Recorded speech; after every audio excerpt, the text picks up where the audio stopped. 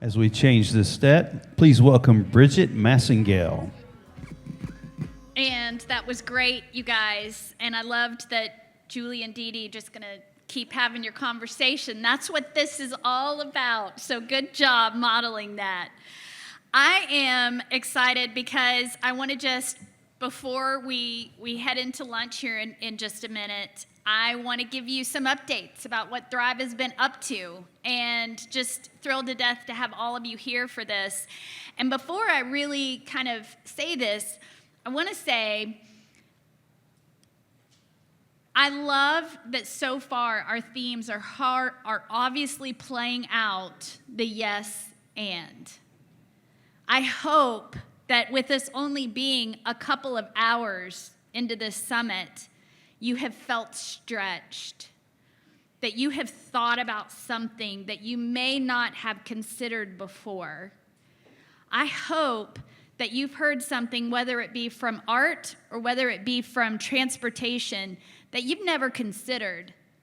And I hope that as we learn from Jason through these little improv exercises throughout the day, I hope that you're approaching them with a little bit more of an open-minded perspective about where you're finding the common ground and where you're finding the intersection that makes progress happen. And thank you, Teal, for the quote, because progress moves at the speed of trust. And trust is built by relationships. And relationships are at the very core of what we're all about. And so by being here today, we're moving that train forward for this region. So I want to give you a really clear message. Thrive is here in service to this region. When we were talking about this summit, I kept telling the staff, I said, this is not an opportunity for us to showcase who Thrive is. Because I hope that we're the buzz that's created in conversations about being a solution that you can go to find information and opportunities that you otherwise wouldn't, but not who Thrive is. It's what we do, and you are who make us who we are. The only way that this works is when we work together to strengthen the table that only matters when you show up to the table. So, one update is why we created the role of the Regional Outreach Liaison. So Elizabeth Wells in the back of the room there, for those of you that may know her from your Northwest Georgia connection, is our newly brought on Regional Outreach Liaison. I want to be so clear with our communities in this room. That is because we know how important it is that we have boots on the ground in your communities. For those of you that have worked with us, and I might call out some of your community names in a minute, you know that when Thrive is at the table, we come to your table. That's where the power is.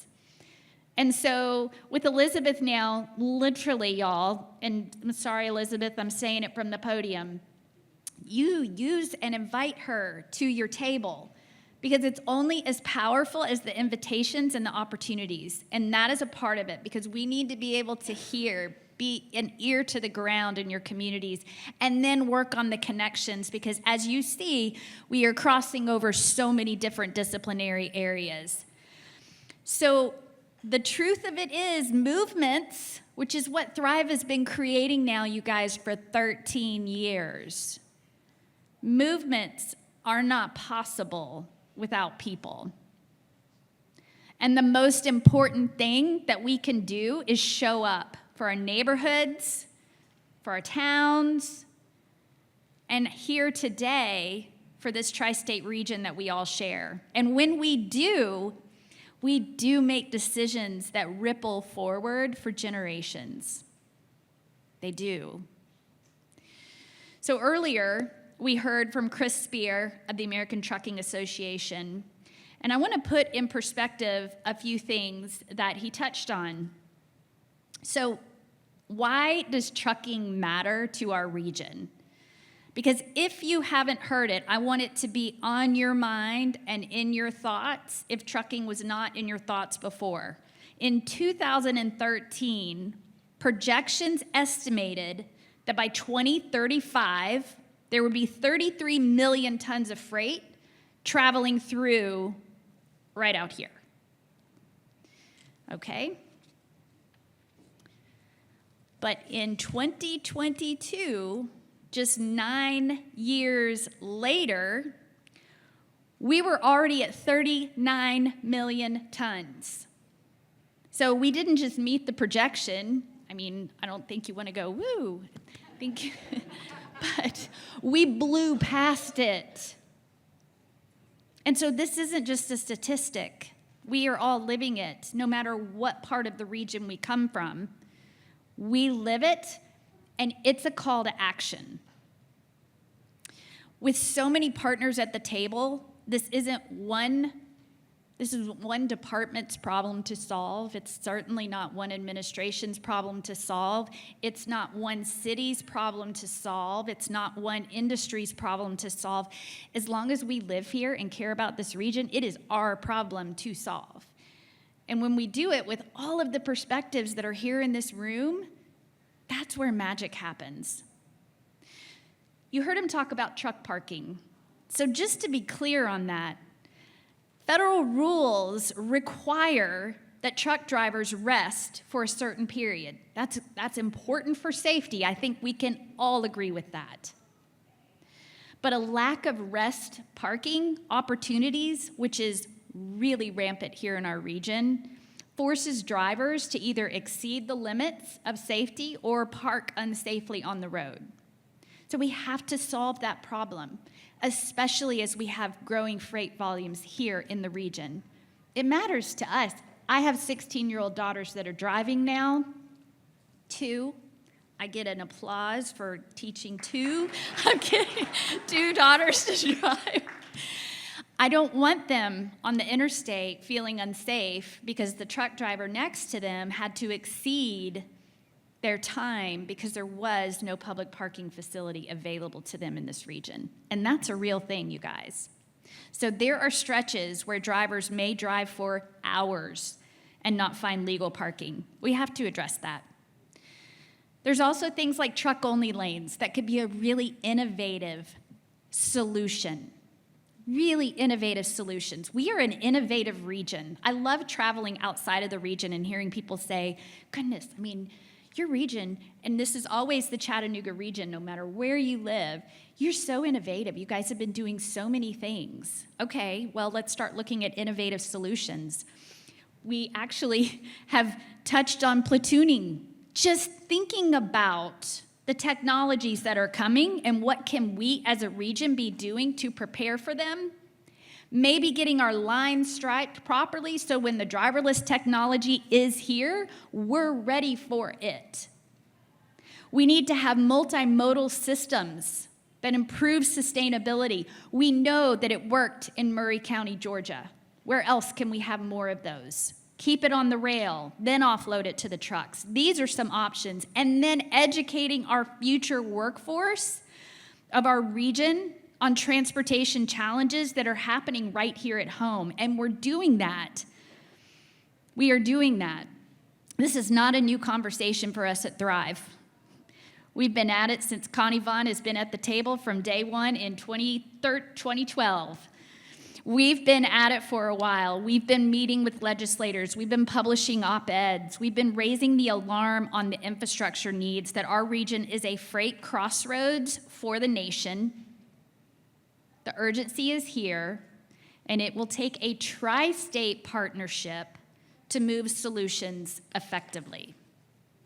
That's why we are so excited about another step forward. With funding from the Appalachian Regional Commission, we are building a regional resource hub. So hopefully you all are already familiar with the Thrive Regional Infrastructure Portal. We are bringing that with our Cradle of Southern Appalachia Conservation Blueprint to bring together environmental data and community data and built infrastructure data all in one interdisciplinary resource that's going to help community leaders like you make more informed decisions. But here's the key: we need your help to build it. So we are partnering with several research partners, including Georgia Tech, the University of Tennessee at Chattanooga's IGT Lab, and Studio 2263, who's based out of Brooklyn, New York. Our data partners at Studio 2263 are in the room today. If you guys are in the room, raise your hand, because they're in the back. They want to hear your priorities to guide user experience, because if this is going to be a tool that you'll want to use, then it has to be shaped by you, the practitioners out in the field. Data is only one piece of the puzzle. Relationships, as I mentioned, are another. So bringing people together to solve big challenges at the local and regional level, we've now worked alongside 6 communities across our region through the Resilient Communities Program. This is a growing movement to help cities and towns develop local strategies to withstand flooding, extreme heat, and the increasing weather events that threaten our way of life. If you are in this cohort, raise your hand. Dalton, South Pittsburgh, Spring City, Emma Wheeler Homes in Chattanooga, Soddy Daisy, Monteagle. These are the 6 communities that have already been in this program. Soddy Daisy and Monteagle are in the middle of it, and we're going to be opening the cohort for 2026 to bring on at least 2 more. Applications are already live. If you saw the hands that raised, and as you're networking and you're interested in what that might look like, go talk to one of our cohorts to hear from them how this has been transformational in so many ways that we wouldn't have anticipated. And great things are coming from that. So if your community is ready to take the next step, let us know. And then speaking of movements, some of you may remember that last year at the summit, if you were there, we launched Thriving Gardens.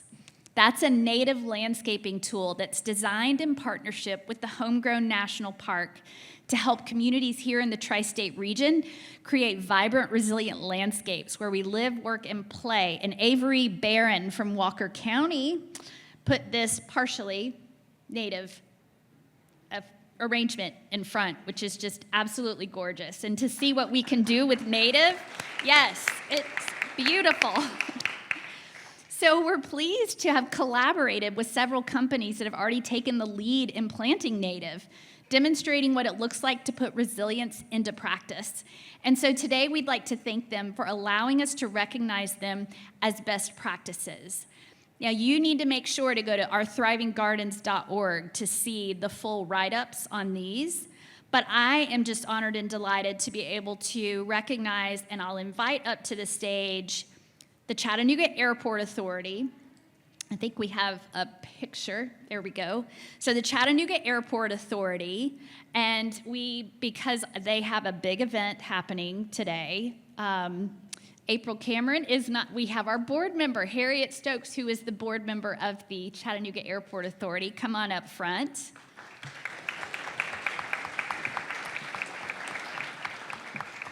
These are signs that these companies are going to be able to put out on display. And so the next time you fly through the airport, keep an eye out for this on their display of their native plantings.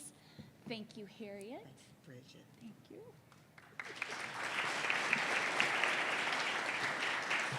And next, we have McKee Foods. There's a great slide of them as well, who has done amazing with their plantings of native plants. So Connie Vaughn with McKee Foods. Thank you. And last but not least, Nokian Tires has done amazing with their native plants. And we have Darren Bakistan here with us, who's also a board trustee.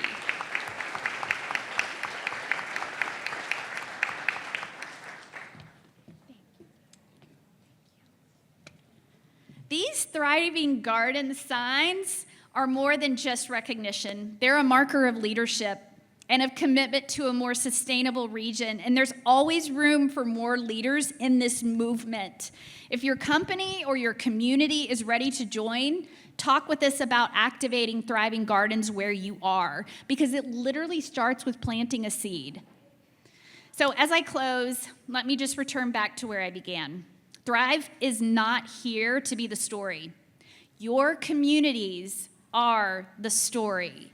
Your leadership is the story. And the decisions you make today are shaping the future of our region. Movements are not possible without people, y'all. And we are stronger when we say yes to working together and building on each other's vision.